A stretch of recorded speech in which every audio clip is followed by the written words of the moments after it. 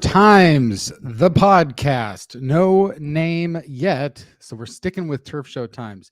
And I used to call it Pod TST, just a very straightforward podcast, Turf Show Times.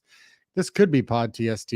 What it really is, though, it's a show about the Rams. I'm Kenneth Arthur of turfshowtimes.com. With me, as always, JB Scott. Same website, turfshowtimes.com.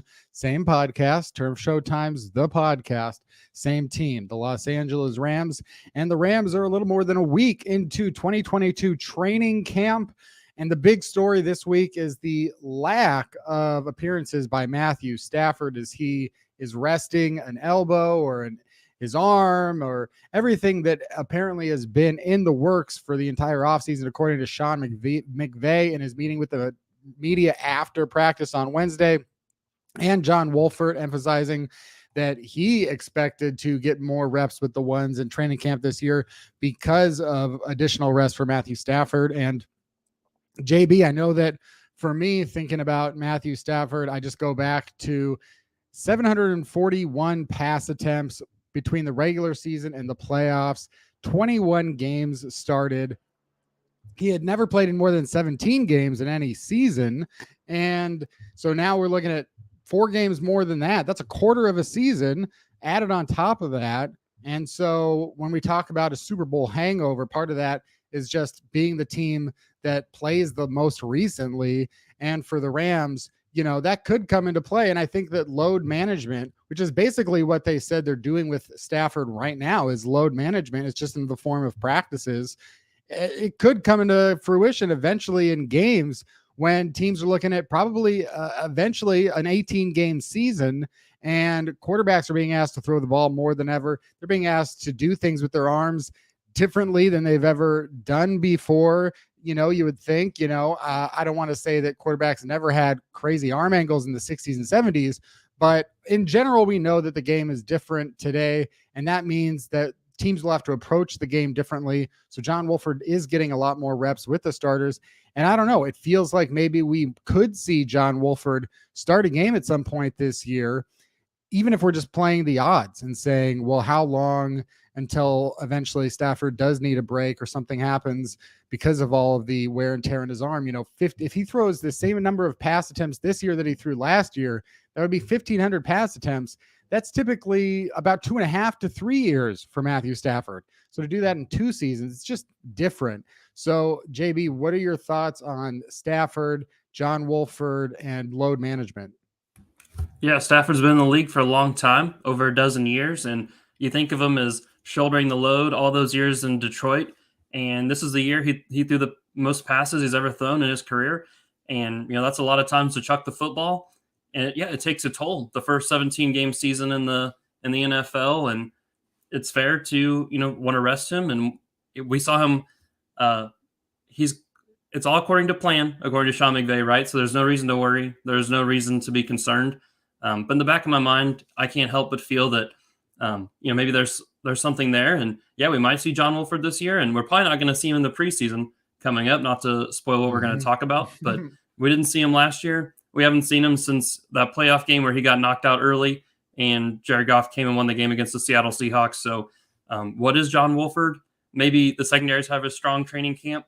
Maybe part of that is John Wolford maybe not getting the ball to the receivers effectively. Who knows? But we're going to check in on Stafford. Hopefully we don't see John for the regular season, but we're really not sure what we have in him either. Yeah, I mean, if we look at the Rams' schedule ahead, I just think you never ever, want to admit that you're underestimating a team or, not taking a team seriously. No NFL team ever wants to publicly admit that, even though I think we all know that it happens every week. There's some team out there that thinks we're so much better than this other team, we'll never lose. And even though we focus on the upsets, the truth is most of the times there isn't an upset. That's why it's called an upset. So most of the times they're right. And then every once in a while, like the Rams versus the Jets 2 years ago, you're looking at a team going, this is the worst team in the league. There's no way. The Rams are a good team. And then the Rams lose. So yeah, you don't ever want to publicly admit that you don't think that highly of another team. And yet at the same time, will we come to the day in the NFL that a team says, we're not playing Matthew Stafford this week, and everyone knows, and they'll say it's not because of the opponent, and everyone will know. They'll say you're playing the Jaguars. That's what you're doing. So it seems like I could see that happening where teams will have to say, oh yeah, I don't know if you just say, hey, this guy's getting a break because of arm fatigue. I don't know if maybe it's very tricky with the CBA and the rules about being able to say a player is injured if he's not that injured or whatever it is. I mean, you can say whatever you want, but ultimately I just think you could get to that point where a guy doesn't feel like he's got it that week, and the team, is saying, well, shit, we've got a 3-game lead in the division, or we have 4 weeks to play in the regular season. Why don't we just start John Wolford this week? We think John Wolford could win this game for us, and we could give Matthew Stafford a break, or Aaron Rodgers or Tom Brady. Could it really happen that really maybe a team does that? This is something that I could see coming to fruition as the seasons get longer and the game starts to morph in that way. And so if John Wolford does go out there, JB, we saw John Wolford against the Cardinals a couple of years ago. The team won, and you could give John Wolford a round of applause for a few things that he did, but the offense had to change dramatically. And that was from Jared Goff, not from Matthew Stafford. So it would have to change even more, presumably, if John Wolford had to step in for a game. And it seemed like they were going with something more along the lines of, a spread offense and what Wolford did in college. And so that was a bad day for Cam Akers. And it was an okay day for some of the receivers. And it was an okay day. The team won, but ultimately it would be such a different offense. And then getting to Bryce Perkins, even more dramatically different. So yeah, what kind of a change would you expect if the Rams did have to start John Wolford this season? Yeah, the game and a half that John Wolford started in replacement of Jared Goff back in 2020, the offense scored 0 touchdowns. So against that game and against the Cardinals, Troy Hill and the defense scored more touchdowns than John Wolford and the offense put up. So it's not like, yeah, we can give him a round of applause for winning the game. That's what got the team into the playoffs that year. But he didn't exactly light up the scoreboard. And I think looking back, sometimes we remember those memories more fondly than maybe we did at the time. So Bryce Perkins, I think, definitely might have a higher floor, right? Just because he has that running ability and that mobility that we saw in the playoffs last year. But, he's a limited passer too. He might not be able to push the ball down the field. So if something happens, God forbid, that Stafford is out for a long period of time, maybe you put in Perkins over Wolford just because, he has that high ceiling or the high floor, maybe a lower ceiling, and maybe you platoon it. I really don't know, but man, I really don't want to think about that. Ironically, the Rams are kind of in the same position with Stafford that they were a couple years ago with Todd Gurley, right? Where Todd Gurley woke up and he had good days and he had bad days. And, he wakes up and he's in a good mood and he has a big playoff game in the divisional round against the Dallas Cowboys. And, maybe during the NFC Championship, the Super Bowl, he wasn't feeling that good, and you saw C.J. Anderson. So fast forward a couple of years, here we are with the franchise quarterback that just got a 3 or 4 year contract extension, and these are the kind of things that keep you up at night, unfortunately. Yeah, and I did try to caution people in a sense when Matthew Stafford came to the Rams. There was a lot of concern about his health, and a lot of people feeling like this was too risky to acquire a player who had such an injury history. But I had to, say, hold on a second. This is still a guy who only missed 8 games in 2019. You're still thinking of the Matthew Stafford from 2010. He had a long record of durability, which I would consider to be just also a thing of, he also has a long history of playing through pain. And, Sean McVay says on Wednesday, hey, this is just pain management. And most of us don't want to be in pain. And so it's not necessarily something we relate to. You might have some back pain. You might do something very physical at home that does, and you've got everybody's got their own pain, but it's not necessarily something that we want to think about happening. But maybe for Matthew Stafford, he just accepts that with $160 million, he can deal with some pain, and it doesn't affect his ability to play the game. It just means that he's playing hurt. And so if he's given that opportunity where the coaches are saying like, hey, you don't have to be in pain today, maybe that's another reason to just go like, okay, great, I'm going to throw on the side, sign autographs, to do that kind of thing. Because what does, it sounds like, moving on, it sounds like there's a lot to be happy with in the receiver room, even though Van Jefferson, he did have surgery this week, and Sean McVay said that it went well. I wouldn't expect Van Jefferson in week 1, maybe not even in week 4. And that seems okay because Cooper Kupp is Cooper Kupp. And Allen Robinson has been maybe the star of camp, getting the most comments about how great he is. And every day he makes another big catch, whether it's with Stafford or Wolford. And he's got a pretty good secondary that he's going up against as well. So it's very encouraging to see Allen Robinson, who has a history of being a number 1 receiver, having such a camp. And he's 28 years old, even though he feels like he should be 38 years old. And then you've got Tutu Atwell, one of the offseason standouts, according to Sean McVay, making a big 50-yard touchdown catch. I put that in quotes because it's just practice from John Wolford, but he does do more and more in practices. So at least seems like with those 3, the Rams can feel pretty good about what they've got at wide receiver. And that's amazing to say because, I mean, JB, at the end of the Super Bowl, if I had said to you, man, this team's going into week 1 with Kupp, Allen Robinson, and Tutu Atwell as their top 3 receivers, and people are really excited about Tutu Atwell, that would have felt like not real. So where are you at? Am I being overly optimistic about Tutu Atwell, or, does this feel like Stafford could potentially even have a better receiver room than he did last year? I don't think you're being overly optimistic, but I think we need to prepare our readers and our Turf Showtime followers for, you're not going to see Tutu Atwell play a lot of snaps as wide receiver 3. I kind of view Ben Skowronek as the interim wide receiver 3, just because you might see him play more snaps, but Tutu Atwell might be the one that has the higher production, because Ben Skowronek, let's face it, and I said this at points last year, if anyone listened to the Last Minute Thoughts podcast with me and Rob, Ben Skowronek looks like a Rams wide receiver.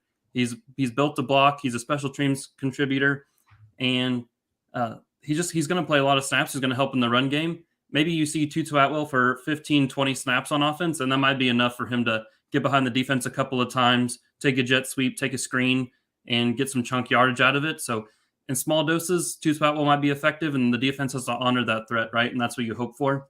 Mm-hmm. And maybe we remember Ben Skowronek a little more fondly last year if he didn't drop that 30 or 40-yard pass in the NFC Championship game against San Francisco 49ers. Maybe if he catches that, people are more excited to see him run it back in year 2. But I think you're going to see a lot of them, especially early in the season, with Tutu Atwell more of a complimentary role. But you could see him have more production than Ben Skowronek, I think. It's that's a really good point. And yeah, maybe pumping the brakes on the number of snaps that are available to go around for Tutu Atwell. We'll see how things play out. Definitely seems like the Rams are excited that when he does get snaps, like if let's say he gets 15 or 20 snaps, high probability that, 2 or 3 targets are coming his way, and they're going to be the type of targets where it's like, hey, this is a Tutu Atwell play. He's probably going to be running something that is not going to be involved in, tight coverage. So something out there available to him in the terms of jet sweeps and getting that ball in open spaces and seeing what he can do with the ball once it's in his hands. So I don't know how long that even leads to success, for this season. Eventually teams are going to go, well, if Tutu Atwell's only getting 15, 20 snaps, it's a Tutu Atwell play, or it's some sort of form of play. And then it's Sean McVay playing some chess and figuring out the best way to trick people in those situations. But let's talk about when the Rams start to put some of that film on tape, and when Tutu Atwell will get his opportunities to show what he can do. Probably it's going to be the preseason. So JB and I are going to talk about the 3 preseason games ahead on the Rams schedule, because we haven't really done that, and I haven't really thought about it at all. I don't ever really think about the preseason schedule. It's just, some entertainment for fans and some working out little kinks and everything. A lot of the players will not make the team. A lot of the players will make the team, but will not have huge roles on the team. And we know that in Sean McVay's case, especially starters, and in some cases, the backups to starters will not make appearances. And of course, teams also don't want to give away their secrets in the preseason. So there's a lot of things going on in the preseason that lead to misrepresentations of reality, maybe is one way to put it, to, statistics and everything like that, which should never really be trusted. And it's gonna be impossible for some people out there to separate the statistics from the reality of how they played and who the competition was and what the situation called for and what the teams are really trying to accomplish that day. And so that's where, sometimes a guy can go out there and catch a ton of passes and it's not necessarily going to make the team. So that's why I don't really think that much about the preseason. But this year just does feel different. The Rams are defending the Super Bowl championship. There are some really interesting position battles going on and some, depth battles going on. So certainly there will be things to focus on for the Rams in this preseason. And that's what we're going to do today, because August 13th against the LA Chargers is the first one. That's 10 days away, JB. And it's a battle of Los Angeles. And so that's going to be an interesting one to watch. You've got that happening on Saturday, August 13th at 7 p.m. Pacific Standard Time at SoFi Stadium, I assume. So Rams, Chargers, we probably don't see Stafford. We probably don't see Wolford. So this seems like a Bryce Perkins and a Luis Perez game going up against Easton Stick, I guess, at quarterback for the LA Chargers and a lot of their backups. But what will you be watching for when that first game, when we finally get our first taste of Rams in uniforms playing football? Yeah, and it's probably an important reminder that the Rams do play the Chargers in the regular season, albeit it's very late, like maybe week 17, the 16th game. So you expect Sean McVay to keep it pretty vanilla, of course, but I am excited to see the secondary. It seems to be a hot competition in camp between all these. They drafted 2 corners, 2 safeties, 4 defensive backs total in this draft this year, and that brings in, and then also adds them to the group that was existing. So you have young guys like Robert Rochelle as well. So David Long Jr. and Troy Hill are probably the top guys with Jalen Ramsey out so far. You might not see them in the preseason, but it'd be interesting to check in on Robert Rochelle's development in his second year. We know he's an elite athlete and he has great size and a big frame, and you wonder if he's putting it all together. It'd be extremely important for the Rams if that's truly the case. And, Darion Kendrick is making a lot of waves in camp.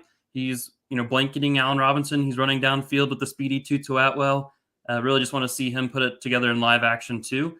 And Darion Kendrick's impressed. He snagged some interceptions. Really athletic player, maybe more of a slot corner than on the outside, but if we might be able to see him during the preseason on the outside, and that might be interesting to see how that might transition during the regular season if he makes the field at all. So definitely keep my eyes glued on this secondary. What about you, Ken? I really am interested in both teams. I think that the Chargers in particular, they're a team that when they drafted Justin Herbert, I felt so highly about him coming into the NFL. I think at that time I wasn't putting him over Joe Burrow, but he was easily right there next to Joe Burrow for me, and not Tua Tagovailoa. Felt more like a second round pick to me, but with Justin Herbert, like there was just so many positive things about him, and I'm not a smart genius X's and O's scout type guy, so I couldn't sit there and tell you this, that, mechanics, everything to the T of some of the great experts out there. But I did feel like his story, his attitude, his play, his everything that went into it, I was like, this is the type of guy I would want leading a team. I mean, everything about him was like, well, if he's got the tools and he's got the attributes, I think, to be a great leader at that position and a guy who can make those plays. I felt pretty highly about him. So I do think the Chargers, with him and Brandon Staley, the former Rams defensive coordinator, with everything that they've added around that team, if there were a lot of things in place before Herbert got there, I think the Chargers are I think the Bills are probably the favorite there in the AFC, but I think the Chargers could be right there with them in the AFC Championship. It's really that close to me. And then, of course, Patrick Mahomes will be involved there and some other guys. But with the Chargers, I think it's interesting to have the defending Super Bowl champions in the same city, the same stadium, as one team that I think when Herbert came into the league, I said within the first 5 years, either a Super Bowl or an MVP. And, this is year 3 for him. We could have a Rams Chargers Super Bowl. It's one of the possibilities, if not one of the higher possibilities. And so we won't get to see a real preview of that in week 1 of the preseason, but it will be an opportunity to see how the depth is for both of these teams. And I think for the Rams, like you said, the secondary depth is something that's going to be really integral and crucial to, the success of the team, not just now, but knowing what they have in 2023 and beyond. And with the Chargers, I've been following them pretty closely because I do like them as an AFC team. And I'm just, like I said, I'm just a big fan of Herbert. And I think everybody was a fan of Staley during his time with the Rams. So it's like for an AFC team, I was like, that is a good team to pick. I live here in Los Angeles. So seeing that team get so close to, being an AFC favorite, it's really just a sort of there should be some pride in this game. There should be some battle for Los Angeles involved in this game. There should be some of that home turf like pride. And I think the players will take that seriously as well, knowing that, hey, we're playing a team that thinks they live in our house, and let's go show them that we're kicking them out of the house. So I think that's kind of something that I expect. Do you feel any of that sort of potential rivalry brewing between the two LA teams, or are they just too disparate and separate for there to be any sort of emotions? Oh, I think there's a rivalry there. I think the Rams are well ahead, especially with the World Championship. But you got to keep the Chargers down. They're gonna be making their plays. They're gonna be making their run this year. But the Rams, if they want to be the top dog, they gotta stay on top and they gotta win games. So one thing I think that's interesting is, Brandon Staley spent the year with the Rams. He's a pretty unheralded defensive coordinator. Goes to the Chargers. He was a progressive head coach, let's call it, with the third down, the fourth down calls, right, and going for it instead of kicking field goals or punting. But Raheem Morris came in. Maybe you lost or you had Von Miller, but that's a different defense, and the defense is very volatile from year to year. The amount of production you're going to get from them. But I think the wrinkles that Raheem Morris added, especially down the stretch into the Super Bowl, where you're involving Ernest Jones and you're blitzing more. Maybe you're giving different looks on the defensive line. Who would you rather have as defensive play caller right now, Brandon Staley or Raheem Morris? I think I know where I would lean, but interested to hear your thoughts maybe. Yeah, it's interesting to think about that because it's always difficult to sort of judge a lot of defensive coordinators. Some defensive coordinators have been around for many, many years, but it's like if you get successful to a certain degree really quickly, like Brandon Staley did, then all of a sudden, you're just a one and done. That's what he was. He was one season as a defensive coordinator. So it's like we never get that prove it season with him as a defensive coordinator. The Rams finishing first in defense in some respects during his one season with the Rams. And everyone goes, this guy's he's got a pretty good, reputation, but he didn't even really have that many years as an assistant with the Chicago Bears. 3 years with the Bears as an assistant, and then he's coming from the college ranks, and he's a pretty young guy. So there were a lot of questions. It's like anybody, you never know with these defensive coordinators or an offensive coordinator. Sometimes they're like such huge hot names for 1 or 2 years because everyone really wants to believe, that they like a phenom, they like a guy who, does. And Brandon Staley, the way that he talks, the way that he speaks, seems like a very, again, a good leader and a good speaker and just a level-headed, calm, normal dude, relatively speaking to a lot of maybe coaches. And he seems like pretty normal and down to earth.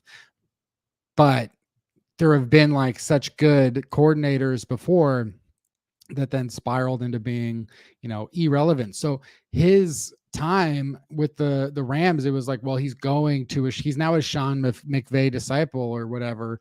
And that wasn't really the case, right? He was just stopping in LA on his way to a head coaching job. That's felt like more of what was happening. And then the Rams, obviously, Sean McVay says we're still doing pretty much a lot of the same things that we started in 2020. Feels like he was much more about washing away Wade Phillips than he was about forgetting about Brandon Staley. It's like he wants to be very clear, maybe because he's like, well, if they're going to say that he was so great and we were number one, let's just go ahead and keep trying to install some of those things. And so with Staley, there are so many guys that kind of burn out as celebrity coaches, if you can put it that way. And he takes so many chances, as you said, last season with the Chargers, a team that, as far as I know, is the first team in NFL history, to come a tie away from making the playoffs. So they were not a loss away. They were a tie away. They were that close to the playoffs. And when you're that close to the playoffs, the blame has to fall on the head coach when he made all these coaching decisions that very famously, didn't go in the Chargers' way. And that's the thing, is if you have a head coach who just kind of does things by the book and traditionally, it's harder to get mad at him for the losses because he's saying, this is the way it's done a million times for a million years. And it's great to have innovative coaches and innovative players who do things in a new way, because those become the legends, right? But at the end of the day, you are taking that risk. If it doesn't work in your favor, you're going to be the goof. And so that's the risk that you take by doing that. For Brandon Staley to come that close to the playoffs and not make it, it is a tarnishment on his reputation for making those calls, as opposed to, because it's a 17-game season. It's not enough time to get, to make up for your losses by saying, well, statistically speaking, there's a 51% chance or a 58% chance that I was going to be right. Yeah, but you get in the playoffs by 1 or 2 wins, or sometimes in a tie. So for him to take that risk, it'll be interesting to see how Staley responds to that, because if he plays it more conservatively this year, people are going to call him out for that. And if he keeps playing it more risky in those situations and saying we're not going to do the same punts that everyone does, he better get it right. They better make the play. His players better execute. At the end of the day, if it goes wrong, then he will it'll be embarrassing. Basically, if the Chargers miss the playoffs and that happens, that'll be embarrassing. Raheem Morris, another interesting case, that he was like the opposite of Brandon Staley, is that he wasn't a defensive coordinator. He was in the NFL for so long as not a defensive coordinator, that he had been a head coach before he had even become a defensive coordinator. And then he goes to the Falcons as an assistant for so many years, doesn't officially get that defensive coordinator title before he came to the Rams.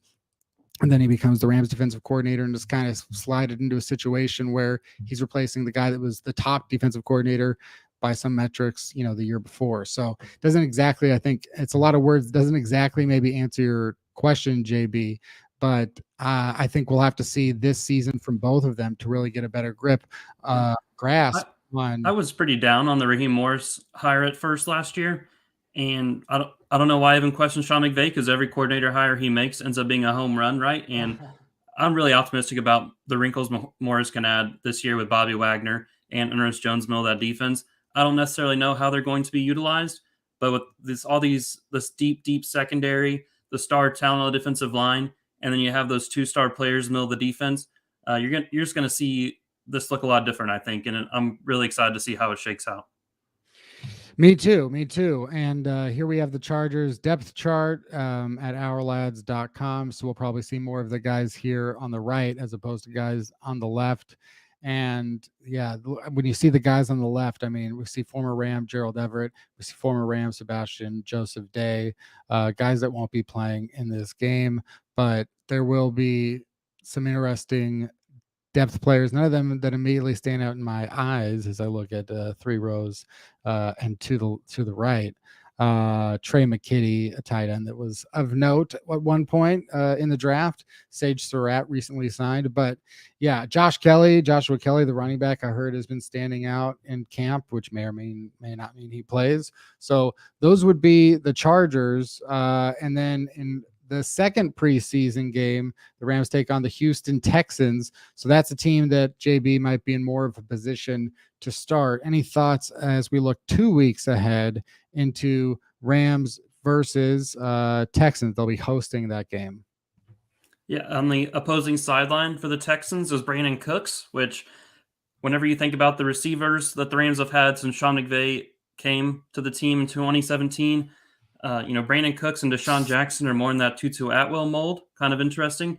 And the rest have been, Sammy Watkins, Robert Woods, Cooper Kupp, Allen Robinson, Van Jefferson. Like those are bigger receivers. So if there's a mold for success this year for Tutu Atwell, it might be more in that Brandon Cooks. He wasn't heralded as a blocker when he was with the team, but that downfield threat, and maybe we see shades of that this year too. But hopefully we see Davis Mills. I'd like to see him. I don't know exactly how he fits into the plans of the team's plans moving forward, but definitely there's reasons to be optimistic based on his rookie year. And the Texans did sign Obo Okoronkwo from the Rams, who after they lost Von Miller might have been nice to have back at that edge rusher position. But good for the Texans. They got him for like 1 year, $2 million. So that's a pretty savvy signing by them. Yeah, I mean, who did you like more, Samson Ebukam or Okoronkwo? Yeah, I mean, Samson Ebukam, he played pretty much instantly as a rookie, right? As a young player. But Okoronkwo, he dealt with those injuries early, and it took him more time to develop and more time to get on the field. But I really thought he was hitting his stride last year. As in terms of pass rush win rate, he didn't have a lot of opportunities, but when he was on the field, he really made the most of them. And I think whenever you're losing Von Miller and you have Justin Hollins, who's kind of limited, Terrell Lewis, who deals with his nagging injuries from time to time, I really thought that it was a good year for Obo to kind of step up. But obviously that's not how it worked out, and he's with the Texans now. So I think it's unfortunate. JB, looking at this roster, and if we're trying to think at all about success in the preseason, which isn't the goal necessarily in terms of beating a team or blowing a team out, but the Houston Texans, if the Rams are coming to play, and we know that they are, and we know the Texans are coming to play too because these guys are fighting for their jobs, then there's that. But at the end of the day, also thinking about not necessarily the goal to win 30-0. But as a preseason game, there's a lot of 30-0 type scores. I'm not trying to look ahead and go, oh, the Rams are going to win 30-0. But I do think I look at the defense especially, and I think to myself, so many rookies, so many guys that are in their first 1 or 2 years, so many guys that have been, cast off and moved around the league. The Houston Texans, they had the worst roster. Even if they weren't the worst team, they had the worst roster last year. They look to have about as bad of a roster with the exception of now they've made a few draft picks that are exciting, like Derek Stingley. But overall, I don't necessarily look at the Texans and think, well, this is a better team this year by much of a stretch. And that's not to put the Texans down. It's just when I look at this roster and I look at the defense, and I think probably the Houston Texans will play their starters in week 2, and Sean McVay won't. And so this may be an opportunity for Bryce Perkins to have a really good game against the Texans defense that even with their starters, I mean, Derek Stingley, it'll be his second, ever NFL type game. Jalen Petrie, a safety out of Baylor, looked really good in the draft. Christian Harris out of Alabama. These are still guys that'll be starting their careers. And then you've got just a lot of names that are not well-known household names like Steven Nelson, Eric Murray, Tavier Thomas. That's new to me. We know Christian Kirksey's moved around the league a little bit. The Packers and the Browns. I don't know that much about Garrett Wallow. He's looks like a 5th-round pick in 2021. Just a lot of guys that are making their way into the league. Good for them. I root for them. Go, do your thing. Be good. Be great. But JB, I do look at the Texans and think from the Chargers to the Texans, this is a dramatically different matchup. And that's even though the Chargers will be playing their backups and the Texans will be playing their starters. It just seems like the Texans are continuing to put a team together and that it's a part of maybe a 3 to 5 year process. What are your thoughts there? Yeah, I know the defense doesn't look very star-studded. Lovie Smith's scheme may be able to make the sum of the parts better than the actual parts themselves, right? But Jonathan Grenard at edge rusher, opposite Obo Okoronkwo, who we just talked about, is an absolute star player. And maybe if things go pretty poorly for the Texans early in the season, hey, I would give up multiple first-round draft picks for someone like him to plug in an edge rusher opposite, Leonard Floyd for the Rams. But I think he's a stud. He has one of the best pass rush win rates out of the edge rushers. And if the Texans might be loading up for a quarterback next year, they might need all the draft capital they can get. And he was definitely someone, if I'm a team in the conversation for competing for a title, he's someone I'm after for sure. So, but the Texans on offense, they have some talent. They're cast-offs, right? They're not necessarily in-house talent, but you have people at wide receiver. I think that's be encouraged about. Obviously, they just lost one of their guys with really unfortunate news, but Brandon Cooks, you're probably talking about him. He's probably on your fantasy radar because him and Davis Mills really have a relationship that was very productive last year. So, but yeah, I mean, they're probably going to be in the conversation for the number 1 overall pick. Maybe Davis Mills is too good to get him there, and they need draft capital to move up and take that guy of the future next year, likely. Yeah, I mean, we could see really any possibility I think exists with Davis Mills, maybe with a certain ceiling, but ultimately I'm seeing a guy who, he could be.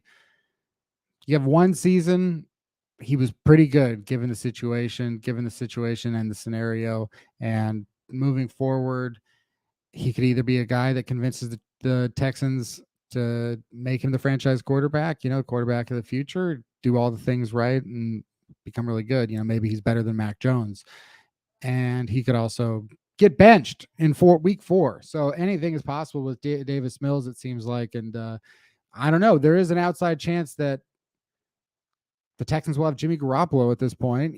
There is an ongoing situation with the 49ers. What does your gut tell you that's going to happen to Jimmy Garoppolo, whether that is, where he ends up or just what the San Francisco 49ers are dealing with right now?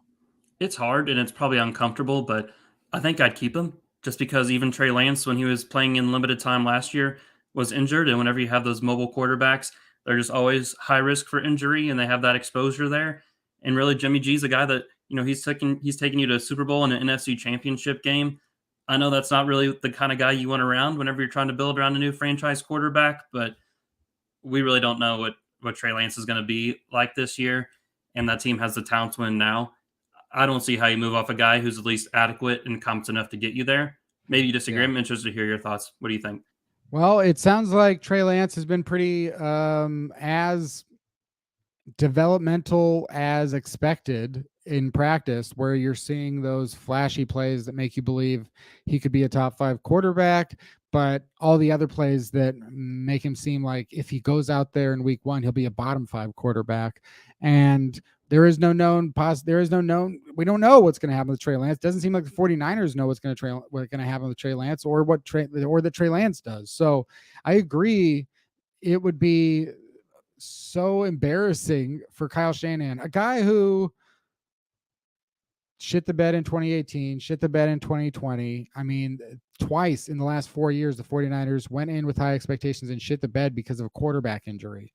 So if they now break off all contact with Jimmy Garoppolo, say we're going with Trey Lance, and in week 5 have to turn to Brock Purdy, it's embarrassment for Kyle Shanahan on a level that we have never seen in any head coach in NFL history. 3 of the last 5 years, not only does he get burned by a quarterback injury, but he does so when he had the opportunity to keep a guy that nobody thinks is great, but is better than Nate Sudfeld. I haven't heard any positive reports about Sudfeld or Purdy, and I pay pretty close attention to what 49ers camp is going on. And you're right. I think if Trey Lance is healthy, I do think that he's good enough to get the 49ers into the playoffs. And that's just based on he's a very talented guy, and they're going to make a lot of plays designed specifically for him to run the football, but that is risky, as you say.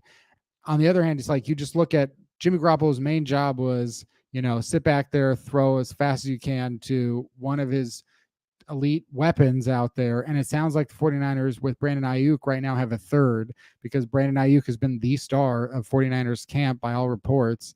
It seems like if you've got Ayuk and Deebo Samuel, who's signed to an extension, and George Kittle, and you're protecting the quarterback with Trent Williams, you've spent all this money to be a great team, then yeah, you would want to ensure that position with a guy who just costs way too much. Maybe you can convince he's right now he's on a $25 million unguaranteed contract. The 49ers can go to him and say, listen, either we're going to cut you, you're not going to be able to catch on with the team in time. They'll sign you for $4 million, or you just accept $12 million and we'll cut your contract in half. And you can stick around and you're not going to start. Even if Trey Lance sucks, you're going to be our backup. You have to only go in there for injury. And so, that might be the best thing to do moving forward, because if the 49ers keep everything in place, I think Kyle Shanahan can develop an offense that scores a lot of points because the rest of the players are so good. So that kind of sucks, but it also should make for a really good season in the NFC West between these two teams. Are the Cardinals going to get back into the playoffs this year, you think?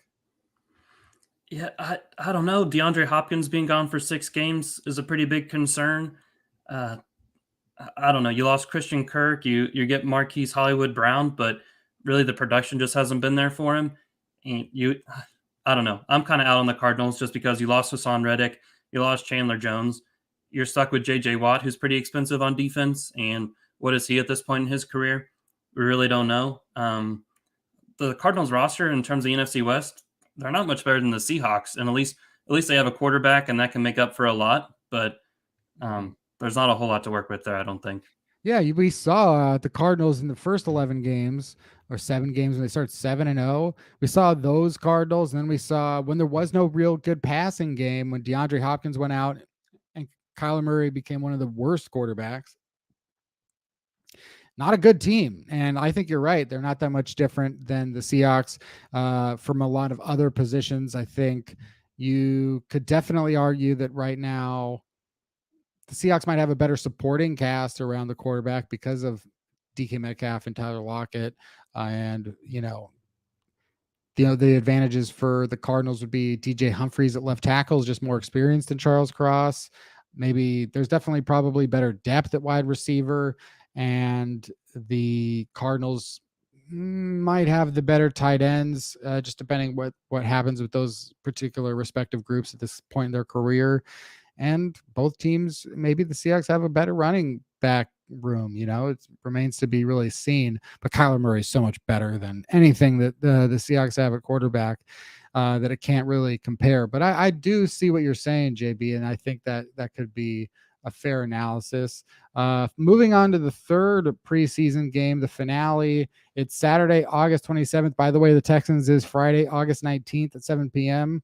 The Bengals finale for the preseason is August 27th at 3 p.m. It's in Cincinnati. The Bengals, the Rams, I've heard about this before. It's going to be a rematch there. And we know what the Rams are pretty much going to do. The Bengals, I would imagine that Zach Taylor is doing a similar thing over there in Cincinnati. So probably a battle of backups here, but it's like a battle of backups in a Super Bowl rematch. What are your thoughts on Rams-Bengals? Probably more important than the preseason game itself is that the Rams are going to be holding joint practices with the Bengals leading up to this game during that practice week.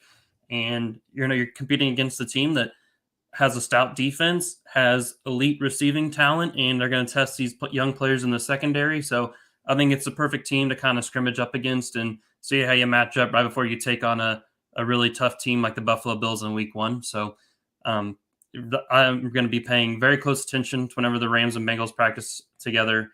And, in the week 3 preseason game, now that there's not 4, now that there's a week in between the preseason and regular season, I think you could maybe see teams play these starters more. Maybe not Sean McVay, of course, but we'll see what Zach Taylor does. And yeah, we're going to know by that point at the end of the game who the 95% of who's going to be on the roster and who's not. So with these fringe players that we talk about on a regular basis, we're going to have a pretty good idea where they stand going into the regular season.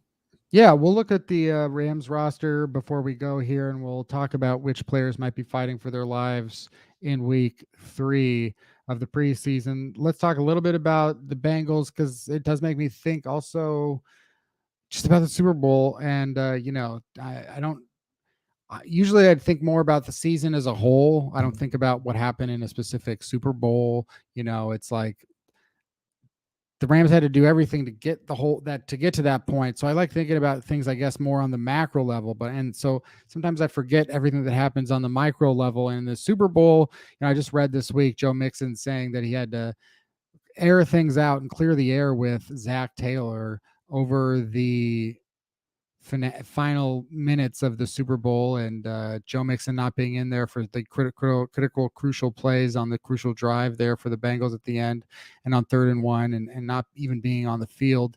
And Joe Mixon obviously is their star running back, but they didn't feel obviously that he was the best option for them in the play that they wanted to run.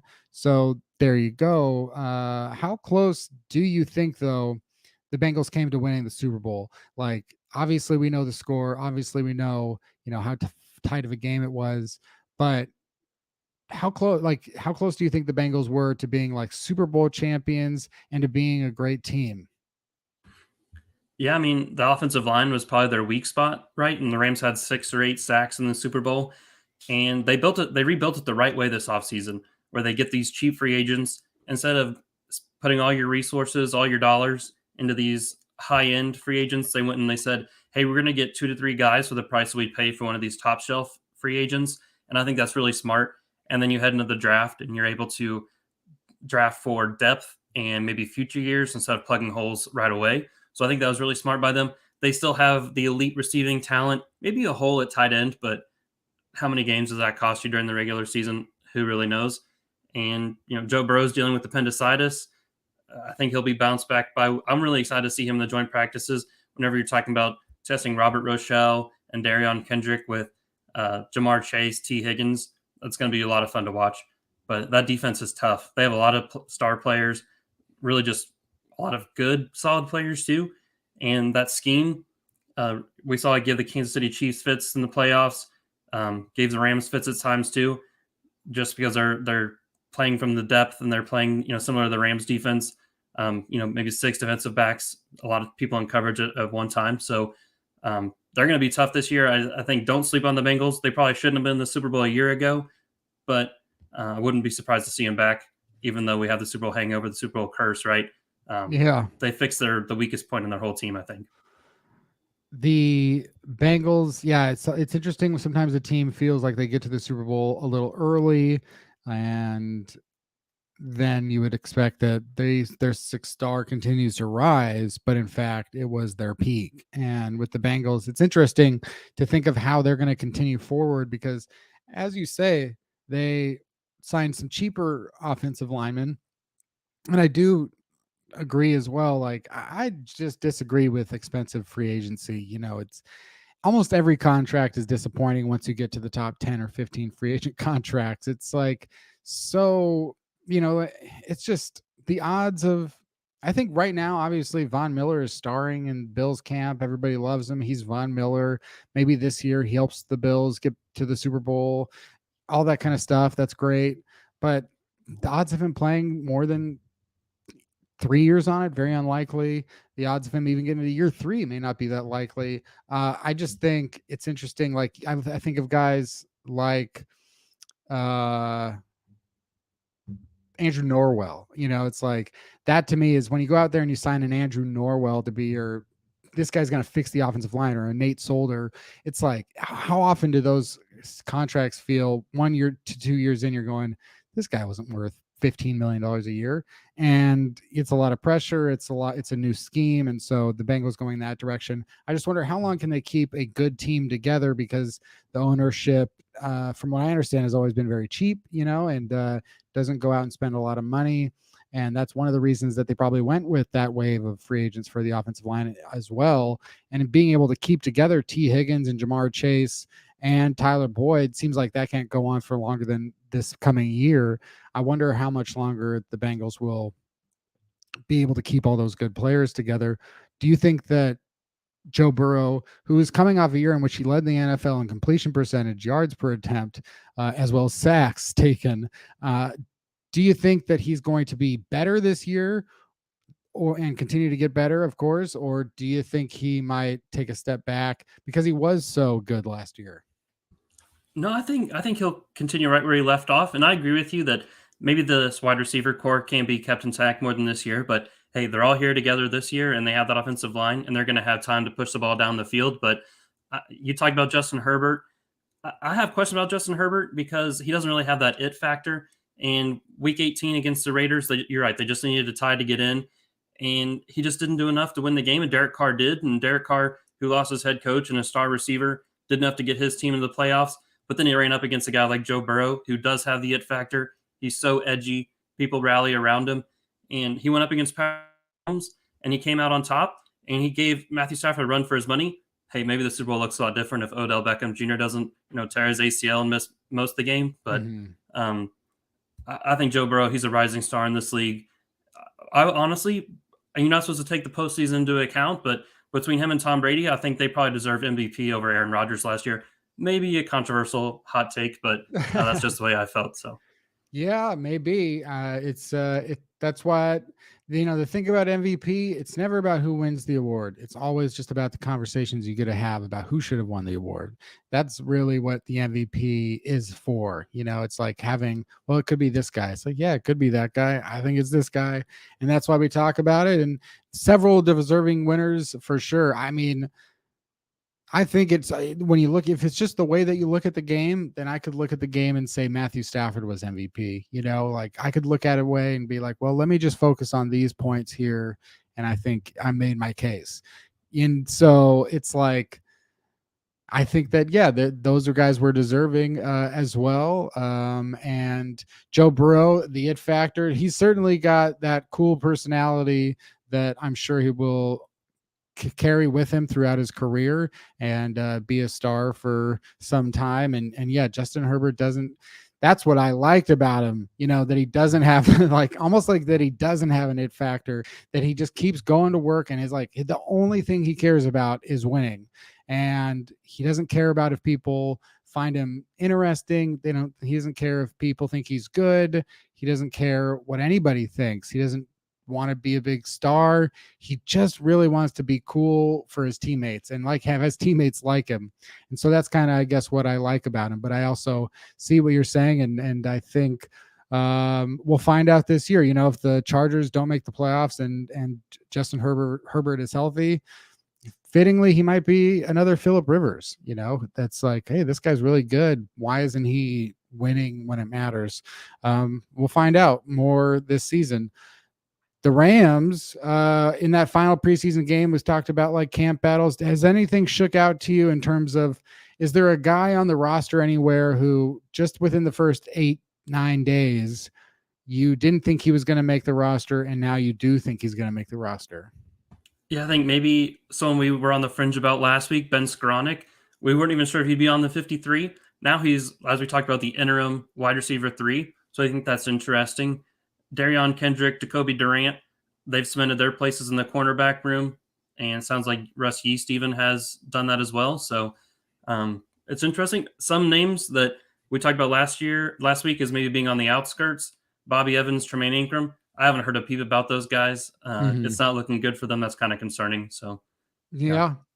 And what is the, I'm always, the Rams have put on pads for 2 days, right? Is that how long they've been running out there in pads and doing more hitting? I believe so. Yeah, they had a pads day today on Wednesday.